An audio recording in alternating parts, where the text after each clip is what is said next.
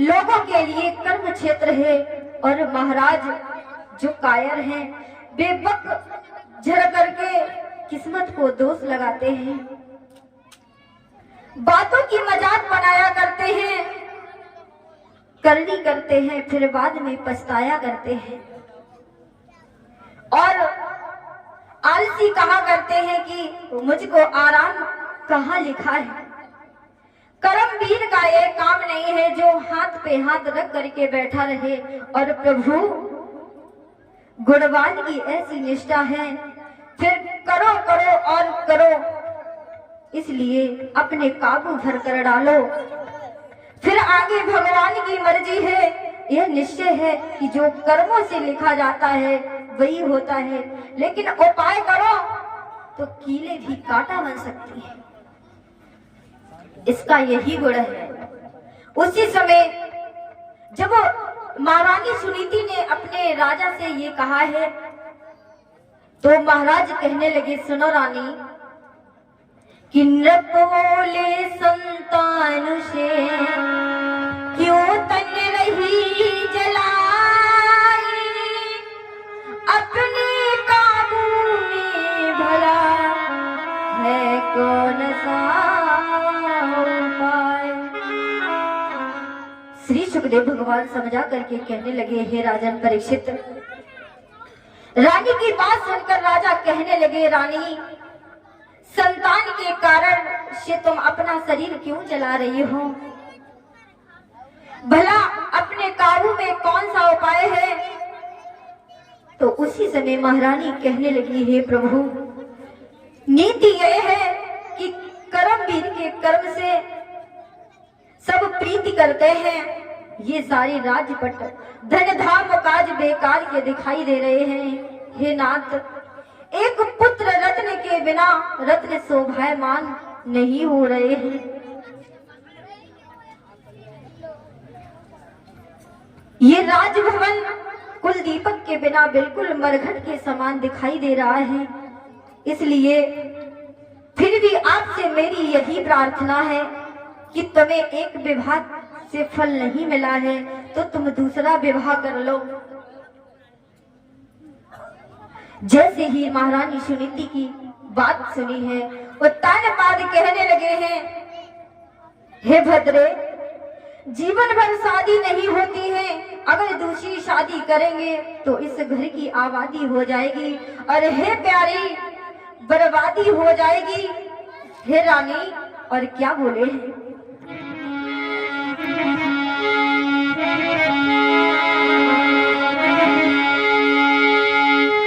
कि है सात बुरी लेकिन अच्छी,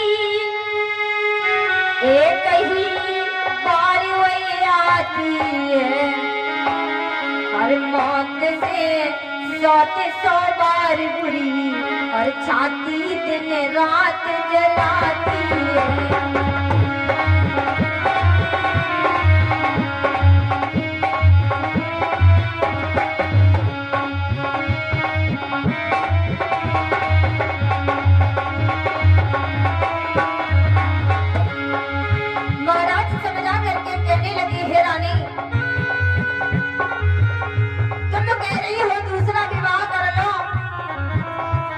लेकिन कहा जाता है तुम तो इंसान हो, 100 तो चुनो की नहीं, बुरी हो भली हो गए। और क्या बोले है मौत बुरी लेकिन अच्छी,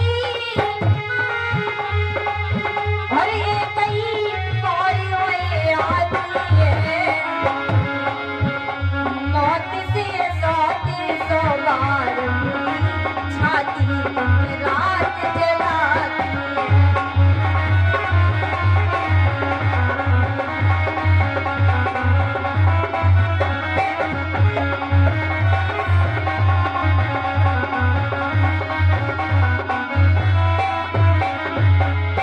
राजा कहने लगे, हे भद्रे, मौत बुरी है लेकिन अच्छी है, क्योंकि वह एक ही बार आती है, लेकिन मौत से 100 बार बुरी है, वह रात दिन छाती जलाया करती है। और रानी, जिस घर में दो स्त्रियां होती हैं उस घर में दो दो नालियां बहती हैं। दोनों एक तरफ निकलती हैं और एक भी स्त्री घर में नहीं रहती है। उसी समय सुनीति कहने लगी, हे नाथ, जब हम दोनों मिल जाएंगे तो इस गृहस्थ आश्रम का पावन प्रयाग दिखा देंगे। मैं उससे कभी झगड़ा नहीं करूंगी।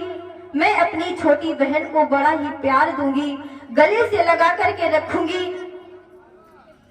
तो उसी समय महाराज कहने लगे, सौत का रौत बहुत बुरा होता है और तू यदि ये हट करती है, अगर पीछे कुछ कष्ट हो तो दोष मत देना।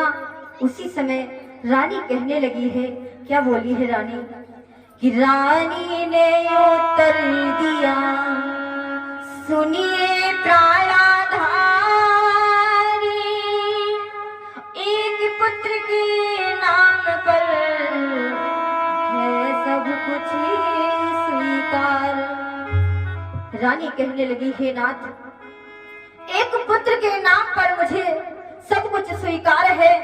और हे प्रभु, तुम तो मेरे हृदय अधिकारी हो, फिर मुझे उससे क्या वास्ता है? जब मैं तुम्हारे चरणों की दासी हूं तो मेरा और किसी से क्या रिश्ता है? यदि मेरी बहन किसी कारणवश हमसे नाराज हो जाएगी तो जिस तरह से दासी होती है उसी तरह से मैं अपना कर्तव्य निभा लूंगी। उसी समय राजा रानी की बात सुन करके मजबूर हो गए। उसी समय महाराज सुरुचि के साथ विवाह कर लिया। और क्या हुआ है, महाराज आज विवाह करके आ रहे हैं।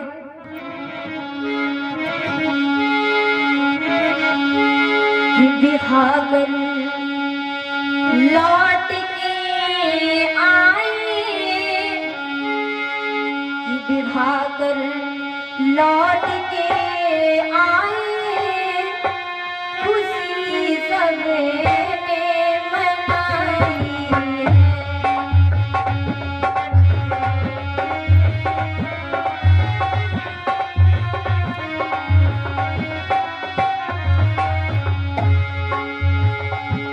विवाह कर लौट के आए,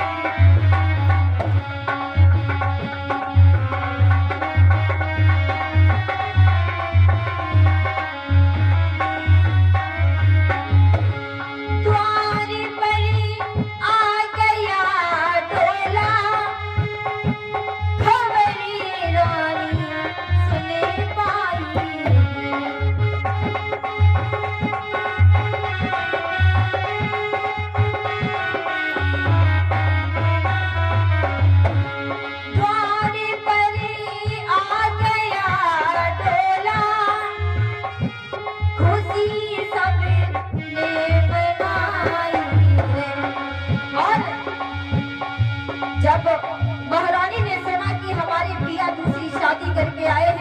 मेरी द्वारे पर बहन आ गई है और क्या कहा है, दासी को बुलाया है, बोली है, तू भज के बहन को लगी तुरंत बानी बताई है।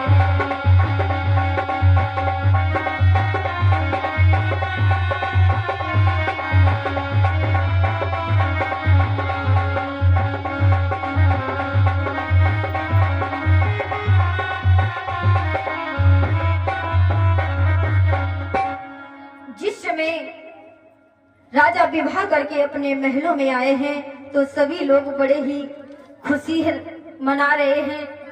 उसी समय बड़ी रानी ने सुना है कि मेरी बहन का डोला आ गया है, तो उसी समय अपनी दासी को बुलाया है और कहने लगी, हे दासी, तू बाहर चली जा, मेरी छोटी बहन आ गई है, उसको बड़े ही सम्मान से, बड़े ही आदर से उसको अंदर लेकर के आना और उससे कहना कि तुम्हारी बहन आपका इंतजार कर रही है।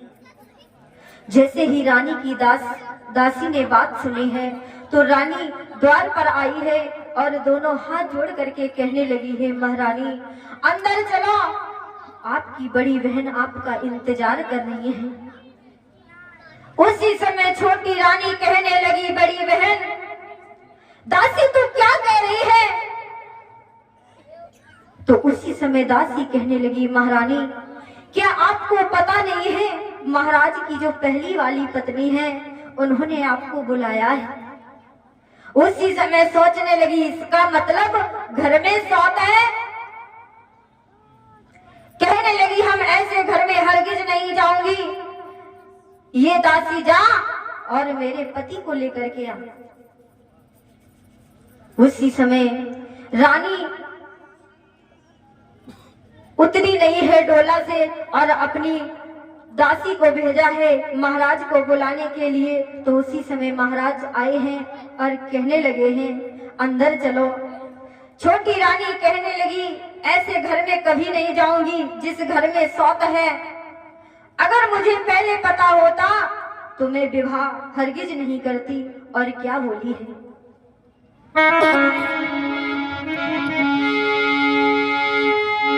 कि जब एक तुम्हारी रानी थी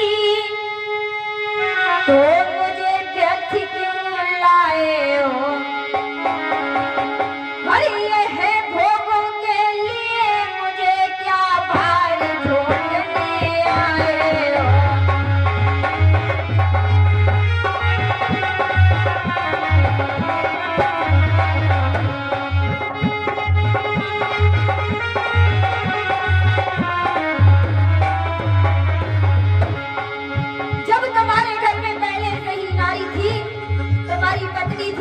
तो आप मुझे विवाह करके क्यों लाए हो? और बोली है,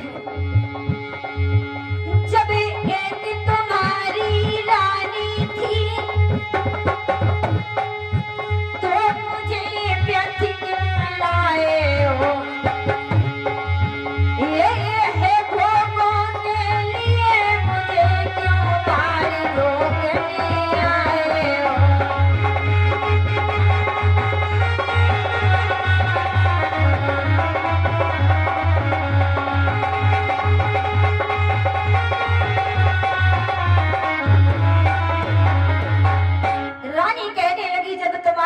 एक नारी थी तो मुझे यहाँ क्या भाड़ में झोंकने के लिए लाए हो?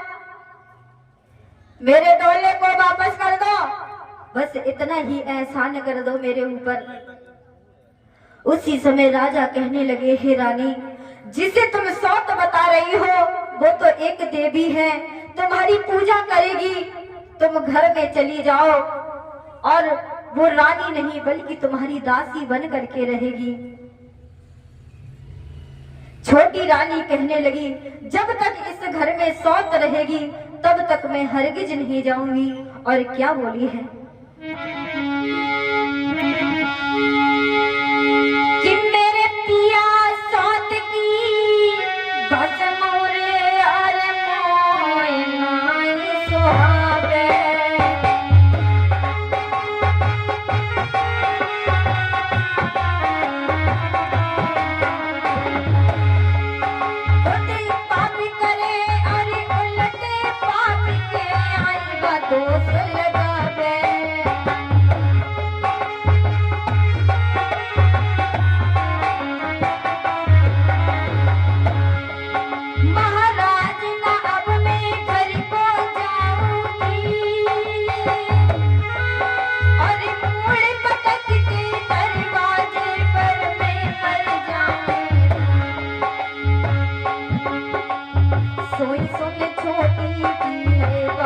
होश में राजा आए, जैसे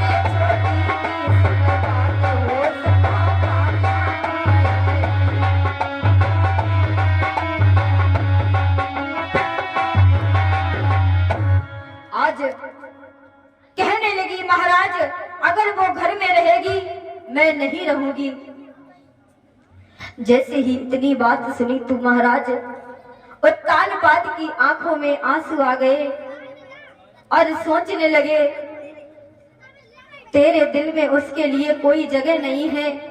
और कहने लगे दासी जा उसको बुला के आ, जिसे मैंने सारी रात समझाया था लेकिन उसने मेरी एक नहीं मानी। अब वो ही आए और इसे ले जाए। बड़ी रानी ने सुना कि मेरे पति दूसरी शादी तो कर लाए हैं मगर मेरी सौत घर में आने के लिए मना कर रही है। उसी समय भाग करके द्वार पर आई और दोनों हाथ जोड़ करके कहने लगी, मैंने अपने पति की शादी इसलिए नहीं कराई कि घर में कलह हो। मैंने तो शादी इसलिए कराई कि घर में खुशियां आ जाएं। हे बहन, हम तो तुम्हारी दासी बन के रहूंगी, आप घर को चलिए। और बोली है,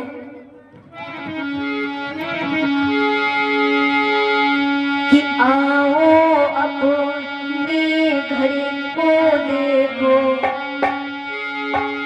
कि आओ अपने घर को देखो, और मेरा तो एक सहारा है।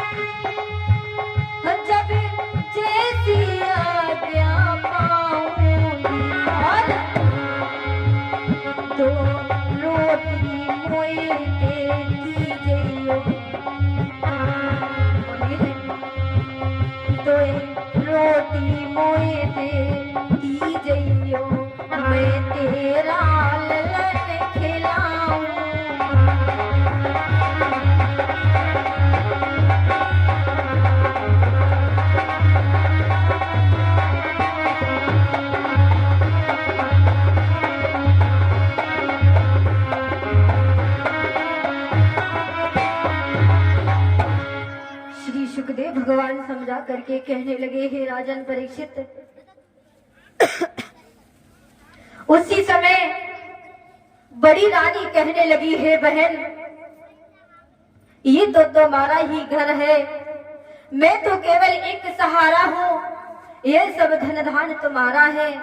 मैं रानी नहीं बल्कि तुम्हारी दासी हूँ।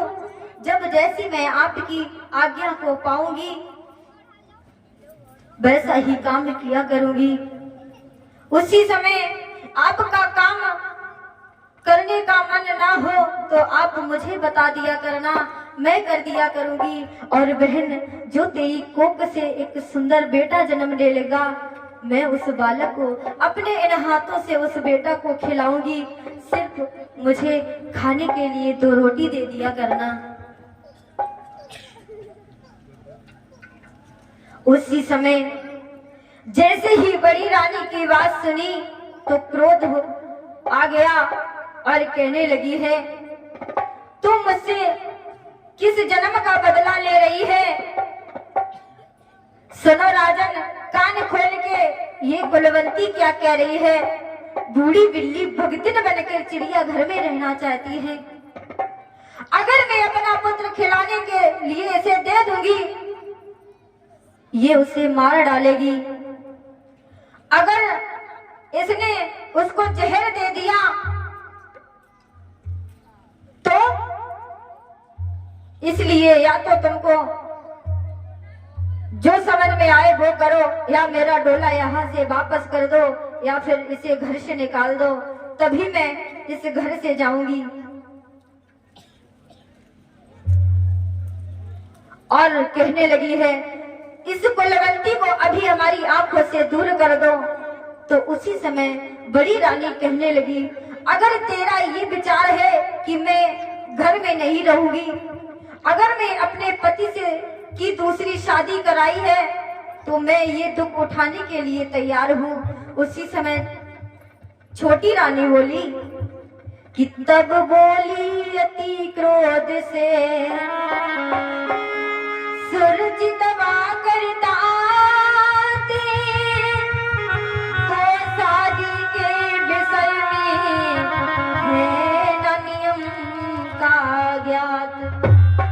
उसी समय सूरज क्रोध में दांत दबा करके कहने लगी, तुम्हें दो शादी के विषय में पता नहीं है। और क्या बोली है,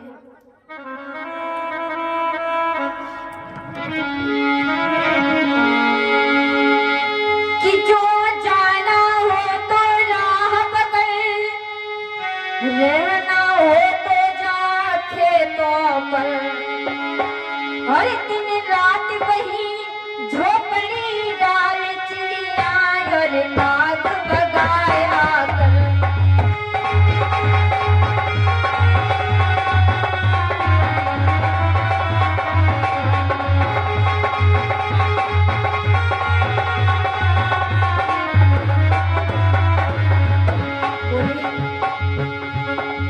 अगर तुझे जाना है तो जा, देर क्यों कर रही है? और क्या बोली है, जो जाना हो तो राह पकड़, रहना हो तो जाके पर, और दिन रात वही झोपड़ी डाल चिड़िया और काग भगाया कर।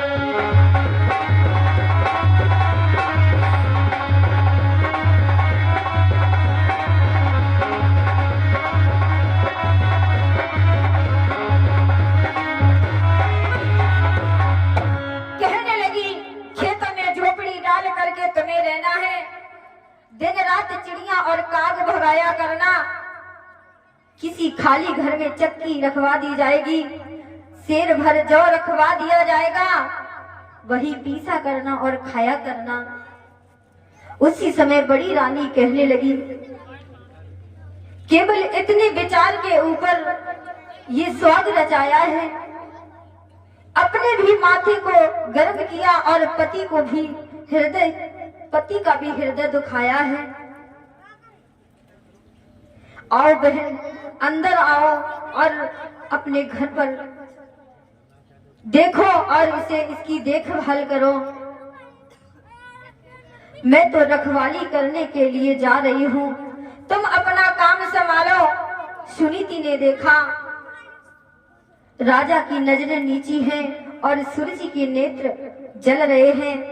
उसी समय सुनीति की आंखों से दो मोती बिंदु ढल रहे हैं। उसी समय सुनीति खेतों के लिए चली है और सोच रही है। क्या सोच रही है?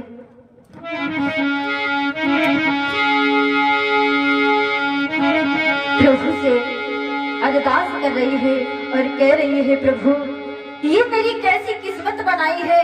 और क्या बोली है कि हे कन्हैया श्याम मेरे, हे कन्हैया श्याम मेरे, और किस्मत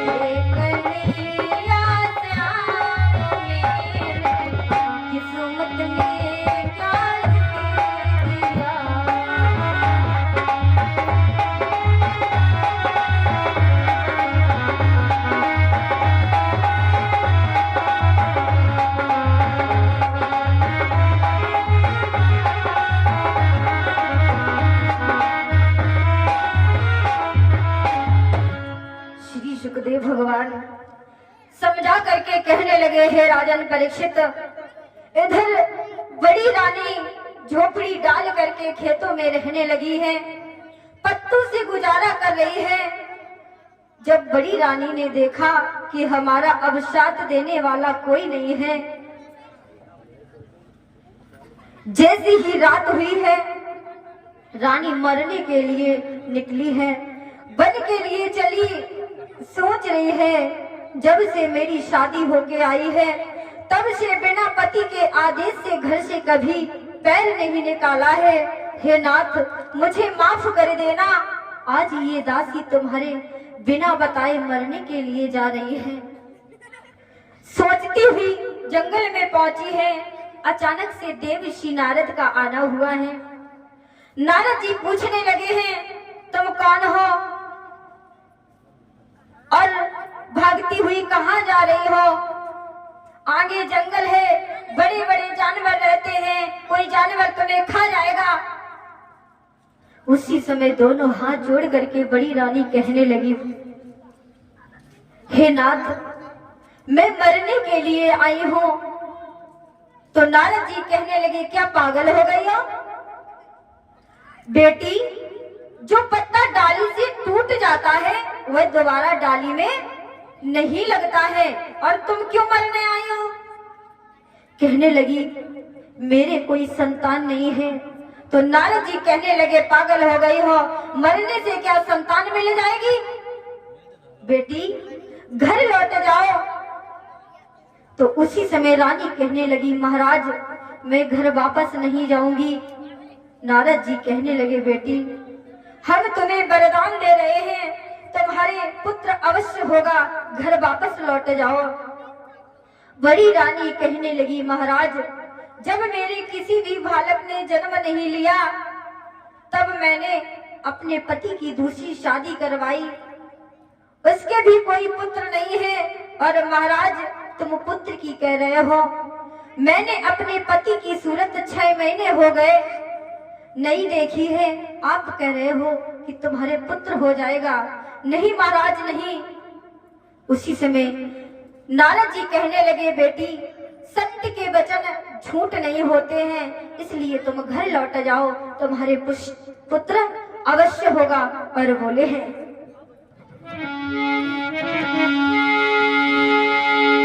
कि तेरी गोदी में हर कुंवरे की आए जाए को घर लौट जाइए।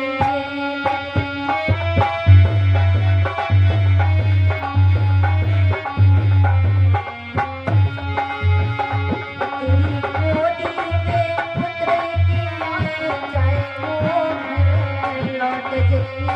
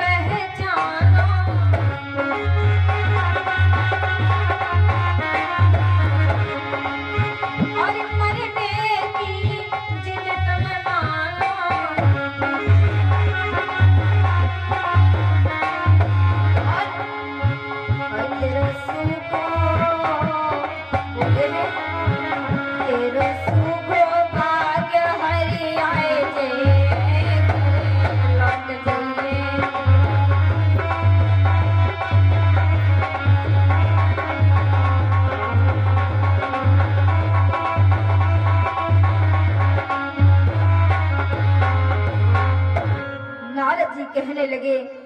जब तक ये सूरज चांद रहेगा तब तक लोग तेरे नाम का गुणगान करेंगे। लौट जाओ। उसी समय रानी लौट आई है और टूटी चारपाई पर लेट गई, मगर पूरी रात नींद नहीं आई और सोचती रही है, हे परमात्मा, ऐसा कौन सा दिन होगा जब नन्हा बालक मेरी गोदी में खेलेगा? कौन सा समय आएगा लोग हमें सम्मान की दृष्टि से देखेंगे? यही सोचते सोचते आज सुबह हो गई है। रानी उठी है और अपना काम करने लगी। कुछ समय बीतने के बाद हुआ ऐसा कि एक बार महाराज उत्तानपाद शिकार खेलने के लिए जंगल में गए थे और जब तक लौटे तो शाम हो गई। देखा कि महल के किवाड़ बंद थे। उसी समय राजा सोचने लगे, क्या करूं क्या न करूं। तो क्या हुआ,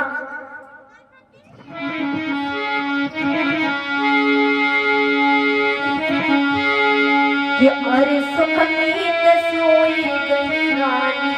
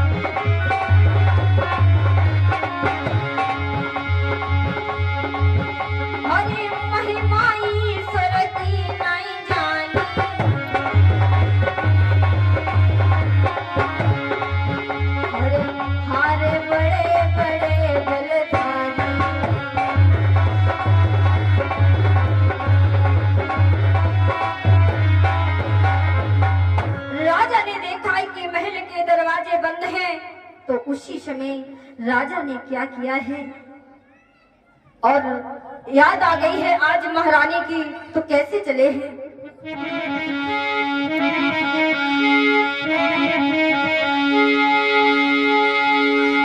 कि जब याद बड़ी की आई है, फौरन घोड़ा दौड़ायो है और आगे आगे से चल देना नहीं, पीछे मुड़ कर हारी है।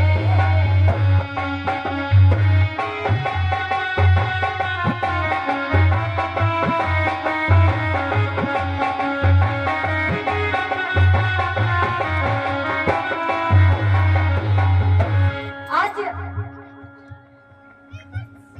नारद जी का वरदान सच होने को चला है। आज राजा उत्तानपाद बड़ी रानी की झोपड़ी में पहुंच गए हैं। जैसे ही महारानी सुनीति ने देखा है, खुश होकर के घास का बिछौना डाल दिया और आंखों से अश्रुधारा बहने लगी। अपनी आंखों से जो अश्रुधारा बहाई है, उन्हीं अश्रुधारा से आज अपने पति के चरणों को धोया है और कहने लगी, हे नाथ, आज आपका कैसे आना हुआ है। तो उसी समय राजा ने सारा हाल कहा है। उसी समय देवर्षि नारद का दिया हुआ वरदान सच हुआ है। सुनीति ने गर्भ धारण किया है। आइए सभी भक्त बड़े भाव से एक भगवान नाम का कीर्तन बोलेंगे।